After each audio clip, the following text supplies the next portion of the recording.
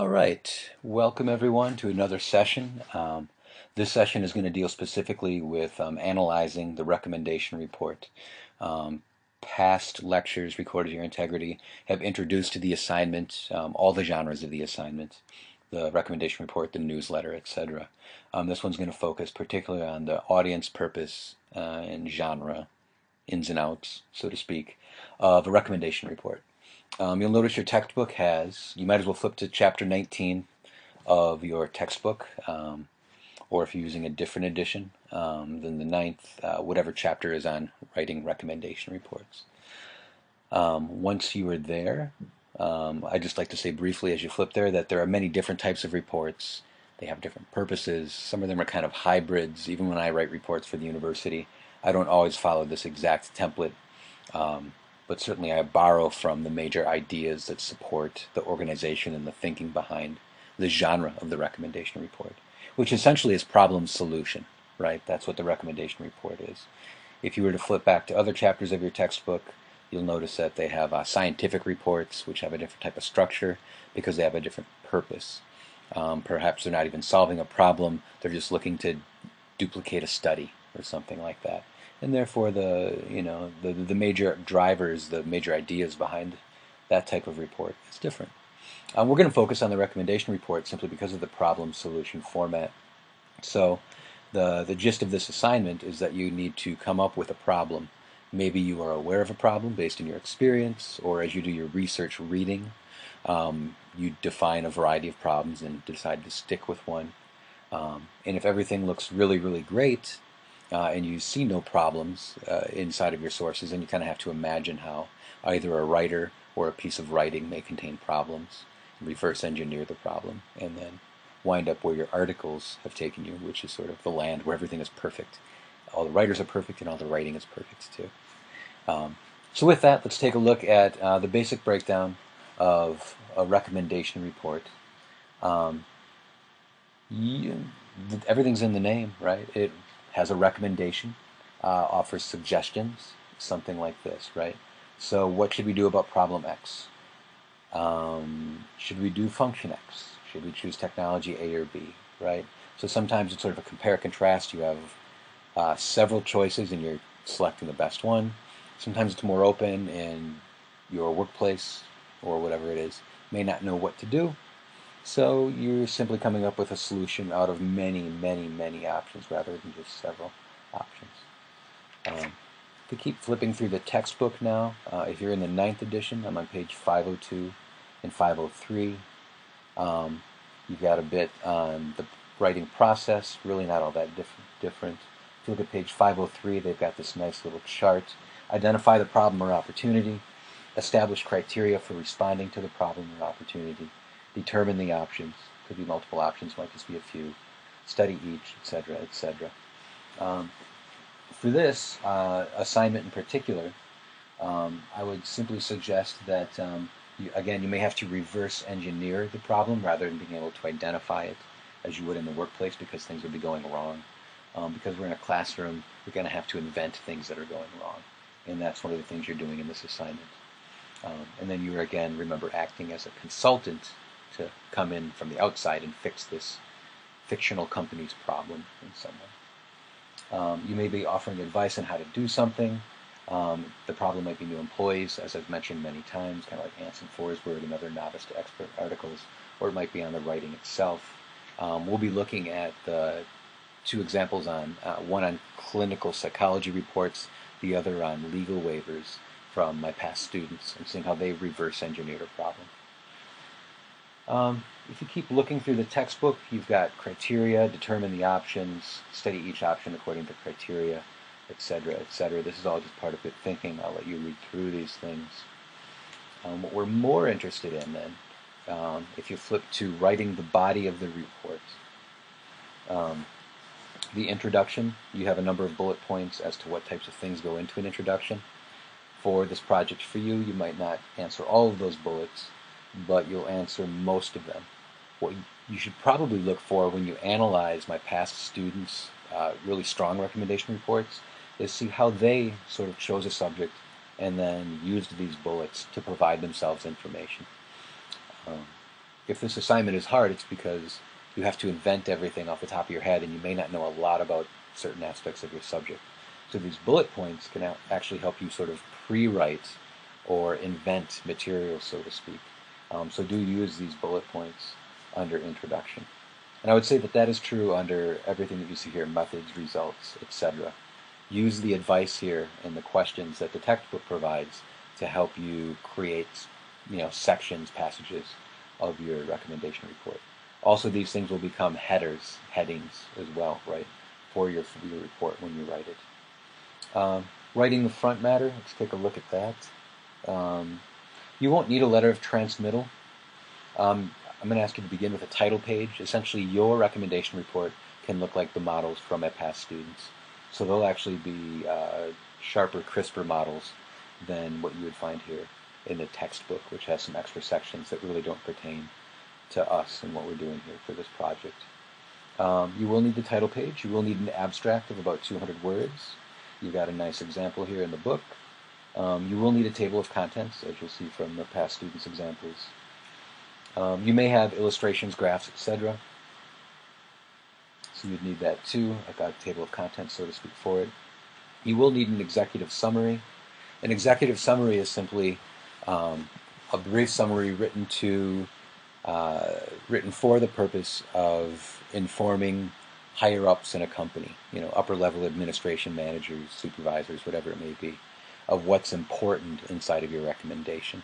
So you're not writing to peers here, but you're trying to imagine what would the people at the top of a company really need to know quickly about your report. What are your findings for those type of people? Those are the people that can take action quickly, right, that can make important decisions. So that is audience specific, the executive summary. They're the executives, right, so to speak. So make sure you read that section and pay attention to how past students have tried to sort of imagine an executive audience, an upper-level administration audience. Writing the back matter, you may not have too much here. You may just want to look at what past students have done. You do need to include research sources. Your annotated bib will wind up in the middle. Some of your other research matter may wind up at the back. And any other materials that you don't want to put in the middle to slow down your reader will wind up at the back, in the back matter. So you've got some decent examples in the textbook, but I think our best examples will actually be found in past students' letters. So let's take a look, first of all, at this one, Risk Communication for Outdoor Activities. You can see a nice title page. Here's our abstract. You can see short and sweet. It's just a summary of everything that's been found here. What you'll probably want to read for as you read the different sections is to what extent do they discuss the problem, to what extent do they discuss the solution, and if it seems like you're short on material, you probably need to figure out what types of background things that they talked about too. Probably the causes of the problem, the effects of the problem, the potential means of action towards a solution, the hypothetical outcomes of your proposed recommendation, solution, whatever you'd like to think of it as. Right? So all of those things are different types of content that exist in here. So you want to see what this student in this fairly successful report decided to include. That should help you out. All right. So here we have a nice breakdown of the different sections that you'll need. They'll be more or less identical to the other student example we'll look at in a minute. All right.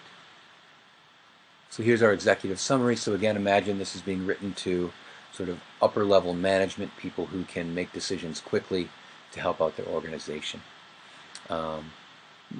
This is tech writing, so it's no surprise that we see a paragraph to provide context. We then see bullet points. What are the bullet points? Well, the problems addressed in this report, right? So short and sweet, scannable, clearly written, fairly short sections. Things are off to a pretty good start here as we look through. Some major findings and implications. So this is just what was found, but then what's implied, right? So if this is the past, so to speak, these problems that were found, here is the future in many ways, which again relates back to your recommendation. All right, so the introduction. Here we start to get sort of a definition of the organization, a definition of liability waiver, And there's a connection between those two things, so I guess you could say a definition of the problem in that way, right? But so we see some of these things broken up. Notice the pretty short sections with headings, and that'll keep things highly, highly scannable. And what is a long report, a 13-page report, right? So you want things to be scannable. That means strong topic sentences, strong headings. Now we're breaking into the research, sort of the methods of all of this, right? You have a definition of the problem, followed by some methods. Here come the recommendations, right? Also clearly marked in enlist format. Works pretty well. Here's more of a description of the research methods, which your textbook talked about as well. So this is a major section of the report. Once again, I'd just like to remind you that number 2 here, the interview, isn't necessary for the summer version of this course. You will just need 3 sources from which to gather your data. If you want to talk to other people that are expert in that area, that would be fantastic, but it is not required. Notice there's the examination of the genre as well. So whatever types of writing you're talking about, even if you're addressing helping writers and you're not addressing simply writing, you'll still need to find some things that people write, that experts write at least, and sort of analyze them so that you are familiar with the forms of writing and can explain in your report the forms of writing that professionals undertake. So you probably want to recreate this, mimic this in some ways, except for number 2, the interview. So the results, once the research was over, here's what this person found, right? This is, all reports are a little bit local, so to speak. They're never an exact reproduction of any other. So listening to employee and student concerns, that was important for this project. So we see this section appear here. There might not be a listening section, so to speak, in every recommendation report. But because this was a problem shared by several communities of people, both the recreators and the people who provide the recreation, the listening section seemed important. The interviewing the expert, again, unique to this, but is essentially the research. So we move in there very quickly to the research portion, reviewing the literature, right? Something we've talked about previously. Here are some good annotated bibliographies, providing all the background knowledge that a reader would need if they wanted detailed background knowledge on these concepts. That is the liability waiver and just more on fair use, etc. The fair use is important because later what this writer recommends is borrowing from other recreational organizations. And so fair use is an issue in this report. And so we find everything we need to know about fair use should we need to know that. All right, conclusions. So look for solutions here, recommendations, right? However, I should say this before we even get to recommendations. Conclusions may be more general, universal types of things. It may seem like half of the solution, but not the entire solution as you read through this. And that would actually be a good way to think of this section, not the full recommendation, because oftentimes there is a recommendation section after the conclusions. Sometimes people say, what's the difference between a conclusion and a recommendation? Well, the recommendation is forecasting change. Here's what we need to implement. The conclusions are just maybe a restatement of the problems in some way with more context now that we have the entire report. If you think back to the beginning of this report, things were pretty skeletal, right? There wasn't a lot said, but that makes sense because by the end of the report, I've read through 5, 6, 7 pages, all the research, and now I get those same introductory problems, but with a lot more description and understanding and context, because as a reader, I've read through everything. So you can think of the conclusion section as that. It's all those bullet points in the beginning with more detail. Okay. All right, and then, of course, recommendations are like the solutions. So here, so make one waiver for all general activities, good recommendation. One problem this student found was that they had many, many different waivers for each of the activities. So one all-inclusive waiver seems like an easy way to streamline the process. Pretty good recommendation if you think about it. Borrow from other outdoor recreation communities. So there's your fair use that was talked about earlier in the article. Can you borrow from other communities, other recreation organizations? You'd need their permission, but if they said yes, then you certainly could.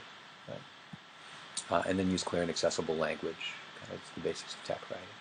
All right, so then just a bigger explanation of those 3 bullet points. And that is about it. So there's the references, and I believe that's it for this student. Okay, so you can take a look through here and see what this student did. She's basically breaking down the different types of activities and how they're unique. And because this is an interview project, here are the interview questions as well, right there. But you will not have those necessarily. Okay, let's take a look at one more, and you'll see that it's fairly identical. This one is from a psychology major who had done an internship at a veterans hospital and was interested in the types of writing problems and just the writing in general that happened there. So the sections are about the same, slightly different. You might want to do a side-by-side compare-contrast of the environmental liability piece and of this one. And of course, what you'll see is how these students found problems that maybe didn't exist, but did find them or recreate them in some way, and then offer solutions as well. You'll need to do the same with your own content, whatever it may be. All right. So that was, I should say, the one thing that's maybe I didn't mention is here's the abstract, right there. So there's the abstract. Just a bit longer than the one from the other piece, but that's fine. That looks pretty good. Nice table of contents. Good use of color in both of these, you'll notice. The last one is blue, I believe, and this one is green. Do you need a quote from Abraham Lincoln? Probably not. But it seems to provide some sort of mission statement on this, and because it's Lincoln, of course, that makes it old and means that this is has a lot of history behind it, right? It has gravity to it. This is not just a new type of situation, but rather an ongoing type of problem. Excuse me. So that makes this important, right? Description of the background. I addressed the following problems: length, lack of client strengths, readability, right? So again, that little bullet-pointed list that will slowly grow and develop context over this report. I'm going to move through kind of quickly because we went through the last one in detail.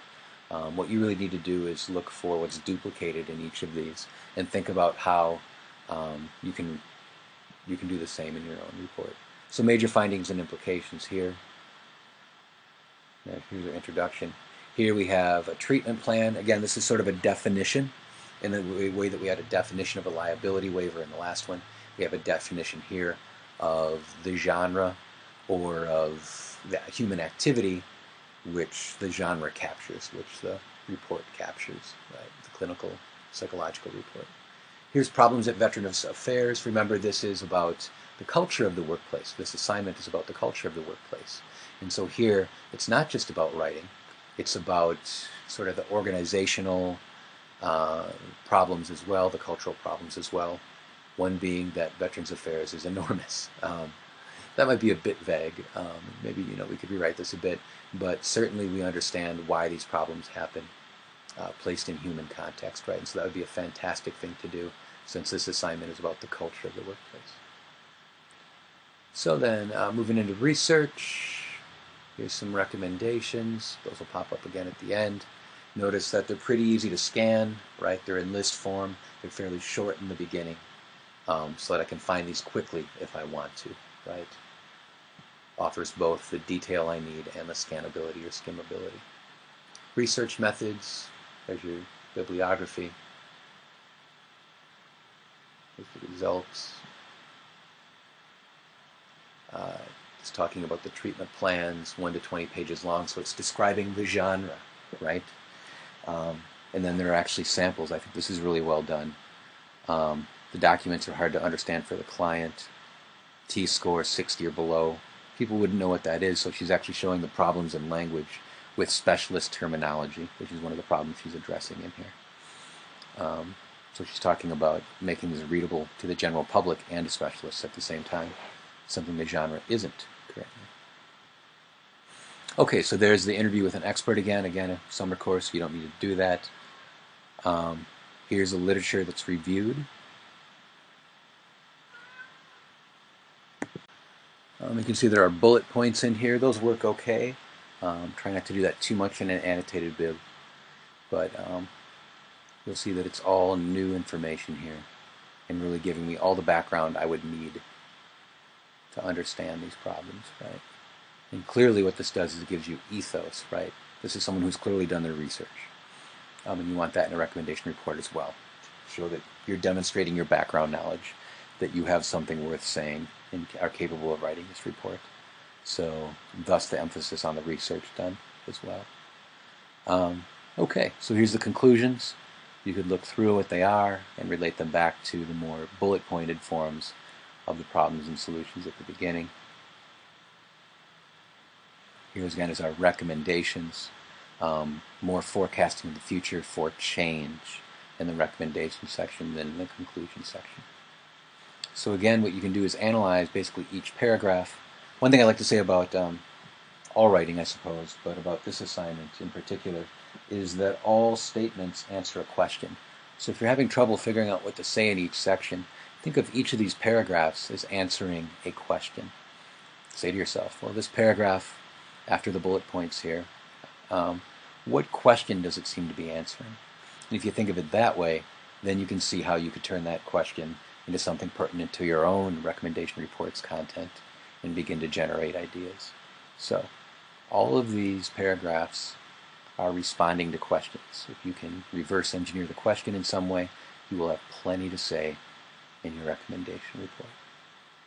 And so with that, I think that's my last bit of advice in the recommendation report. But the major idea here is that if you have any problems at all finding a topic, please do send me an email so that I can get you on track and help you narrow things down, and something related to your own interests as well, so this is interesting to you. All right, thank you.